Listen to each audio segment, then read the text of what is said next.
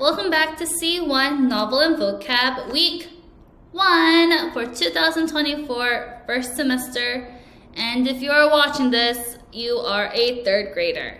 And you are reading the book, Dragons in a Bag. So in this video, we'll be going over the difficult phrases from our novel. But why are we doing this? This is for cultural fluency. By becoming familiarized with different slang and colloquialisms, which means different phrases, students, you, will be able to relate to the novel and incorporate, which means to use, these phrases to convey and show your ideas more precisely and accurately. And in this video, we'll be going over our first novel, Dragons in a Bag, and the first section, which is chapters 1 through 3. So, let's get started. In this video, I'm not going to be reviewing what happens in chapters 1 through 3, but I will be talking about some phrases. So first, please go get your book and turn to page 1 and 2. And until then, please pause the video, and after that, you can play start. I will start now. We're going to look at the last paragraph, which is, the last paragraph down here. It starts with, Mom is biting her lip and tapping her toe nervously. She presses the doorbell again, letting it ring longer this time. We both hear someone stirring and cursing inside the apartment.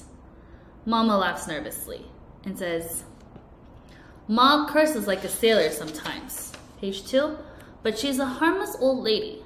She's fun too. You'll like her, Jax. But what does it mean here when we say, Ma curses like a sailor sometimes? First, curse like a sailor means when someone says that a person curses like a sailor, it means that a person uses strong and possibly rude language.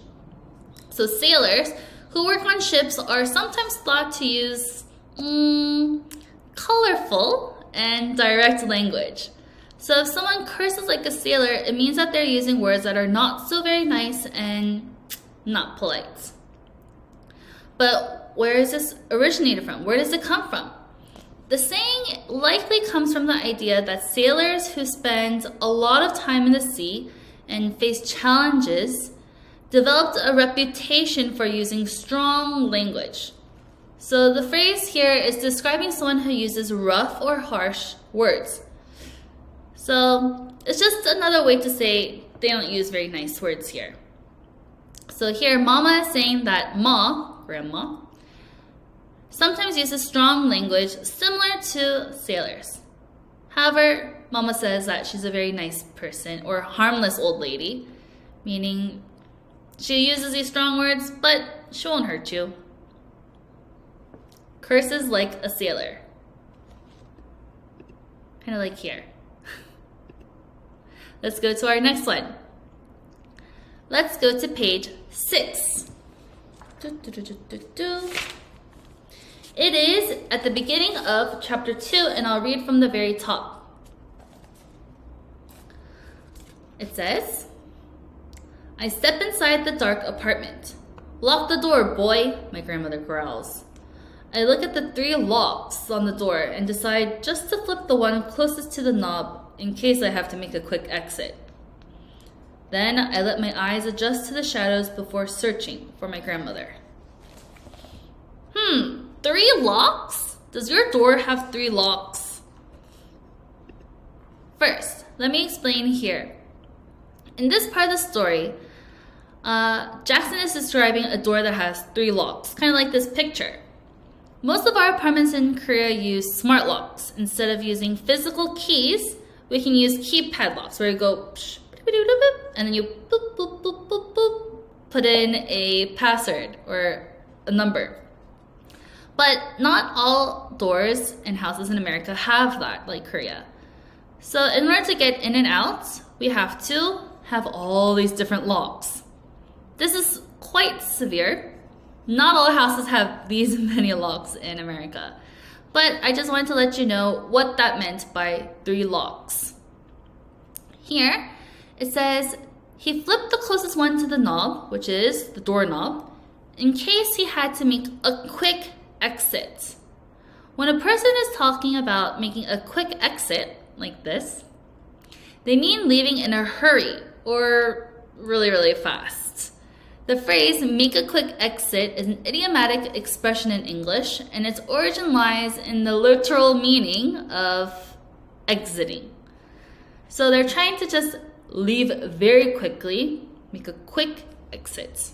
And they've started to use this phrase a lot everywhere. So let me put it close to you so that you can actually understand. So imagine you're playing a game and suddenly you have to go somewhere or do something important. So you would leave quickly without taking much time. So making a quick exit is like leaving in a rush. So here, Jackson is saying that he sees the 3 locks on the door, but he only locks one, just in case he has to make a quick exit and escape Grandma's house.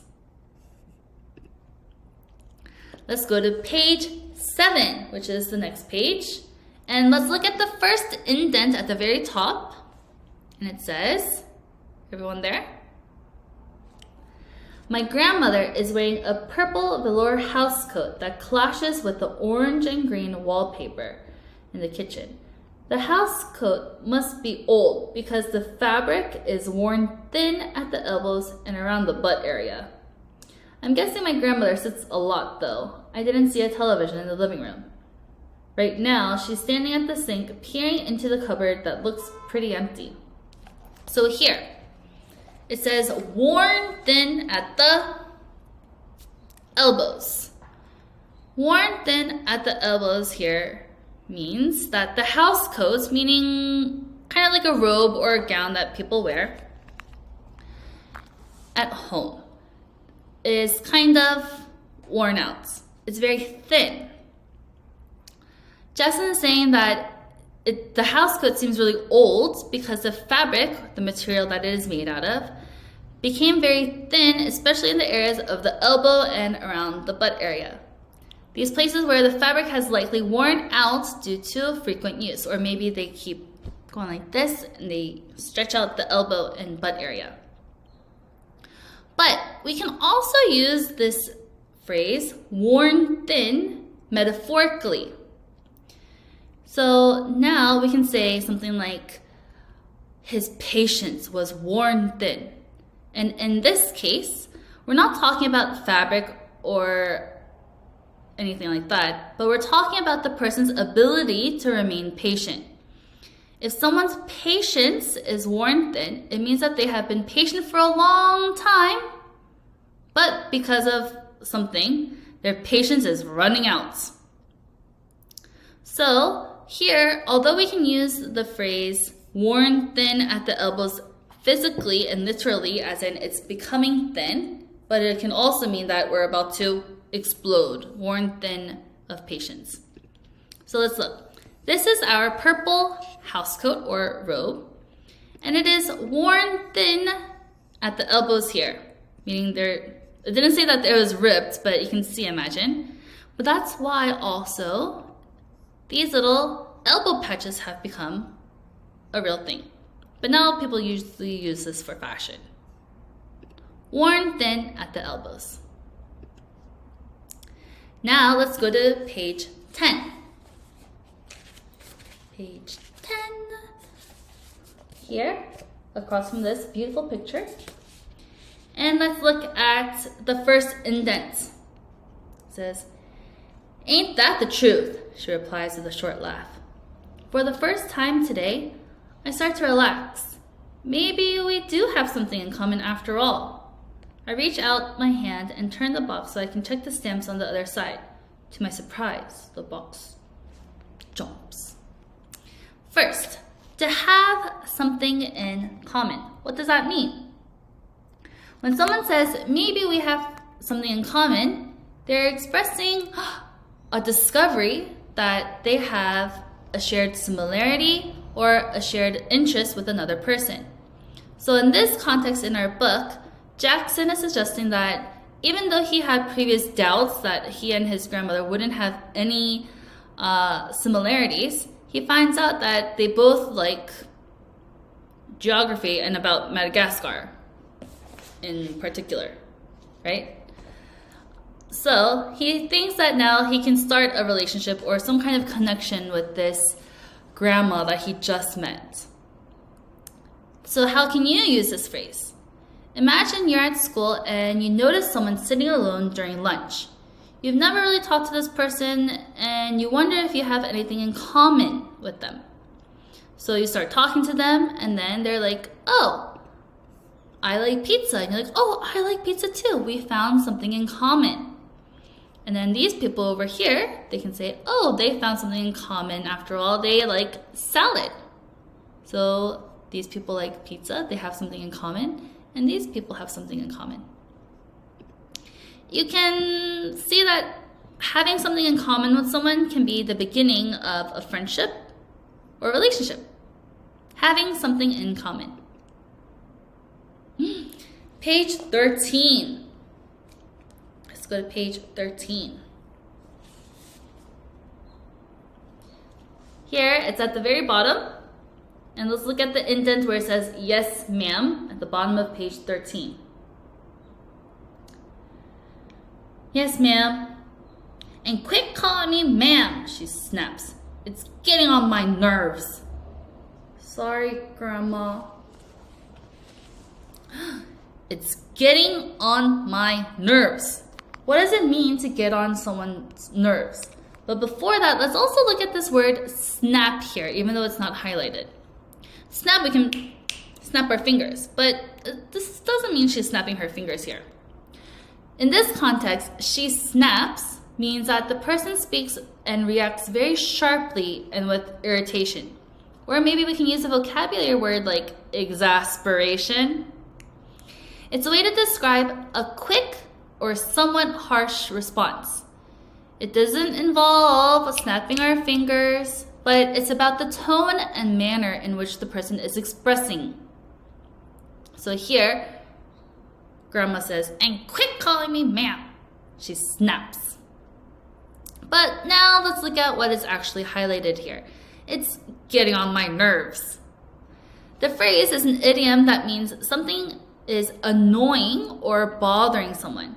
When the person says, it's getting on my nerves, she's expressing that repeated behavior of being called ma'am is starting to irritate and bother her. So she doesn't like it. As you can see in this picture here, it's getting on my nerves. That's how they would look like. So here, what is the origin? Where does this come from? You can say that it's related to the idea of our nerves or the sensitivity in our brain. It can easily be affected by things that bother or annoy us. So they're saying, it's getting on my nerves. The nerves in our body. Let's go to page 15. So this here, we use the word glue. And I know you probably know what glue means, right? However, in this sentence, we are not talking about the actual glue where we glue things together. So not these types of glue. But let's read it. It'll be at the top of page 15, the beginning of chapter 3. And it says, I sit by myself in the kitchen with my eyes glued to the box and my mouth glued shut by peanut butter. I try not to blink, but nothing happens for so long that I cave. Did I imagine the whole thing? Maybe there's nothing special inside that box after all. So here, in our quote is saying eyes are glued to the box and the mouth is glued shut because of the peanut butter. Here, eyes glued to the box means that the person is staring at the box so very intensely, as if their eyes are metaphorically stuck to it. But it's not really, we're just watching it. It implies a deep focus or concentration to the box. But here, mouth glued shut by peanut butter it's also a metaphor that suggests that the person's mouth is sealed and closed tightly due to the stickiness of peanut butter, because he just had a peanut butter sandwich, remember? And it's a playful way of describing of having their mouth shut because of the peanut butter. So one eye is glued to the box, he keeps looking at it, and his mouth is glued shut. This was just a fun way to use one word in two different ways. Let's look at page 16, which is the next page. It's in the middle of the page, which might be a bit difficult for us to find. So let me just start with the big paragraph in the middle. I'll try to read a bit quickly. It starts with, I glance. I glance over my shoulder to make sure Ma's not around. She must have one of those really old rotary phones because I can hear her dialing in the dining room. I tug at the blind so that it rolls up a bit. The squirrel clasps her paws together and eagerly hops from one foot to another. If I ever let a rodent into our kitchen, Mama would pitch a fit. I think they're kind of cute, but Mama says squirrels are just rats with bushy tails. I bet Ma would pitch a fit too, but something about this squirrel makes me think it's a risk worth taking. So I'm sure you've never heard of the phrase pitch a fit. In this context, pitch a fit means that Mama would react strongly and negatively. It suggests that she would become very upset or very angry. The phrase pitch a fit is an idiom used to describe the intense emotional outburst, often involving strong emotions like anger, frustration, and annoyance. As you can see in my picture here, they're pitch a fit. So we're not really quite sure where this originated from. However, it's likely to come from the idea of throwing or pitching something forcefully when we're throwing a ball in baseball. When someone pitches a fit, it's as if they're throwing their emotions around with intensity. So it's a colloquial, spoken way, an informal expression that has become common to describe of getting angry. So here they're saying Jackson's letting the squirrel inside, meaning that his mama, his real mom, and grandma, Ma, will probably pitch a fit, meaning they would get really angry and explode. Page 20.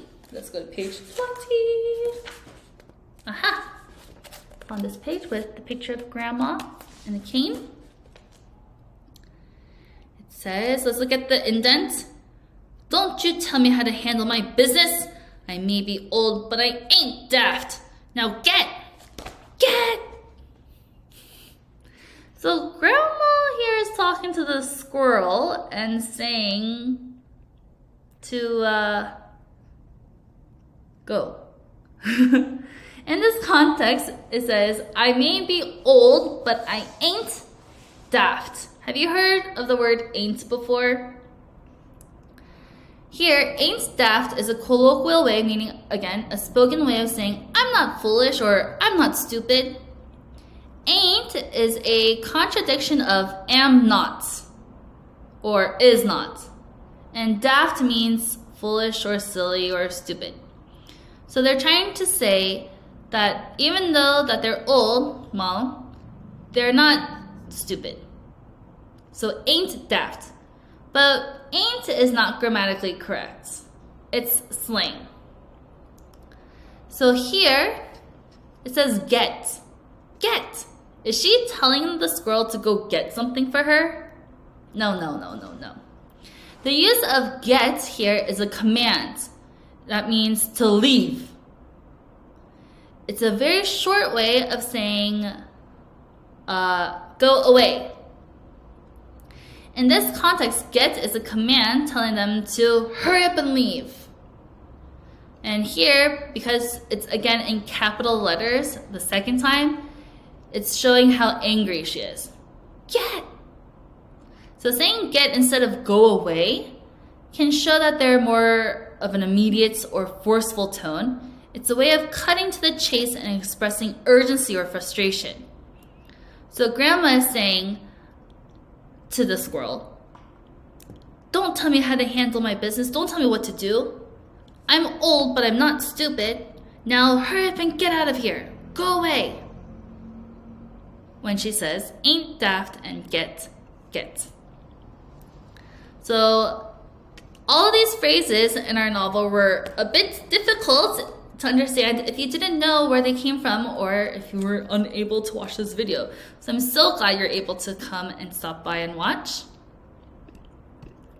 So now it is time for you to review and self-study. Review these phrases again. Make sure that you read your book out loud and don't forget to do your novel homework. Hopefully this helps you understand the context of our story, and I can't wait to see you guys next week. Thank you for watching.